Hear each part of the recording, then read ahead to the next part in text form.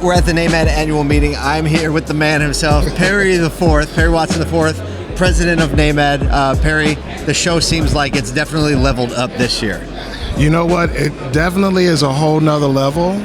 More attendees than last year. And if you remember last year, it's record attendance. We were super excited, right? Record attendance. A lot of new faces. A lot of new dealer candidates. So we're just excited. So I feel like the trade show floor that we're standing in right now is absolutely packed. There is nowhere to squeeze in another cocktail table. We have industry partners going around, 1, 2, 3, 4, 5 rows. Yeah. It's just indicative to me that they understand that the NAMAD community is ready to try new things, is ready to grow, are pushing boundaries. Is that what you're feeling? Absolutely. And I've had people come up to me, vendor partners, saying that they've already signed up 6 dealers. And it's only been over 12 hours. It's been 12 hours, right? And I think that speaks to the fact that dealers are looking for solutions. Our partners that come here are very innovative. Yeah. They're helping dealers become more efficient, more productive. And so we're just happy to have them here, and it's a great opportunity for them to engage with actual dealers. That's one of the things that's very unique. Even when you go to some of the other conferences, not a lot of dealers. And our dealers are open to, having communication and engaging with our vendor partners. Now, the industry as a whole is a very generational industry, right? We see a lot of dealerships passed down, from generation to generation. It goes with the real estate, it goes with all the stuff and all the advantages. In the NAMAD community, we're kind of like on the front end of that. And we now see some dealers starting to get in the next generation. And then we see a whole breed of dealers waiting to get in. And you all put so much focus on the next gen program. So talk about your focus in that area and what it is that you're seeing within the NAMAD community. So this is a portion of NAMAD that's very near and dear to my heart. I served as the secretary, vice president, and president of NAMAD Next Gen. And I can tell you, it's not just for sons and daughters of dealers, but it's actually for those that are aspiring to acquire a dealership for the first time. Mm-hmm. And so it's just great because we train you up, we get you involved, we help you network with the people that you need to know, so that when that opportunity comes, you already have the muscle memory. You know who to talk to, you know what to do. And that room is growing. I went in there yesterday, and literally, we got a bigger room, and it's already packed. That's so encouraging to hear. Again, just super excited. A lot of new faces, and well, you are like a next gen dealer, right? You're one of the OG next gen dealers. Tell me about that story a little bit. So my parents got into business.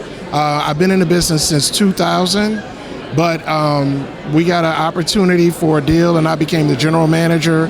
Eventually, became part owner.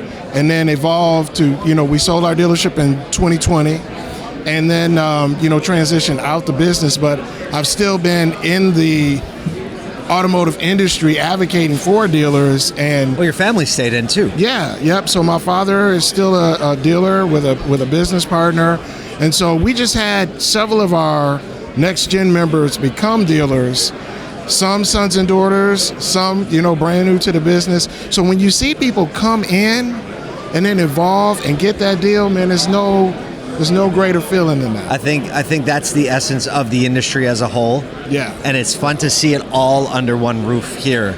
Absolutely. So what are your aspirations? You've been at the helm now for a year. Yeah. Right? Feels like 50, right? Feels like your skin's all back, you know what I mean? Right. And so it's kind of like your year of acclimation. What are your hopes and aspirations for year 2? So year 2, we really want to kick off our training programs. We want to get our dealers more engaged at the state level as far as legislation and regulation, and actually on a national level as well. That's going to be a big focus of ours because there's so much stuff happening with EV and FTC rules, and then also I think the other big part is really focusing on dealer retention and also making sure successorship is at the helm. Because as we talk to the OEMs, there's still a lot of dealers that don't have their successorship plans in place. And that's what they want to see. Absolutely. Right? That's how you get new deals brought to your table. Yes. That's where it gives them the confidence that something happens to the dealer principal or anything, or they age out. There's a plan, there's a person or a group of people ready to go. Absolutely, because they work really hard to help get these minority dealership points. And the last thing they want to do is not have a plan, right? And have that point go back into the pool. So so we're working with them, and so there's a lot to do for year 2. Yeah. But we're, but you're rolling. With Damon Lester at the helm as the chairman. Coming back in as chairman, you know, he's got a little bit of experience in doing a couple of years. Yeah, a couple of years, right? So we're just excited, man, as a team to get going right after the conference on those initiatives. Well, thank you so much for giving us some of your time. Thank you. It's so great to watch this whole organization just be on the upswing. So congratulations on that, and looking forward to the rest of the show. Absolutely. Thank you guys for what you do too, man. Appreciate it.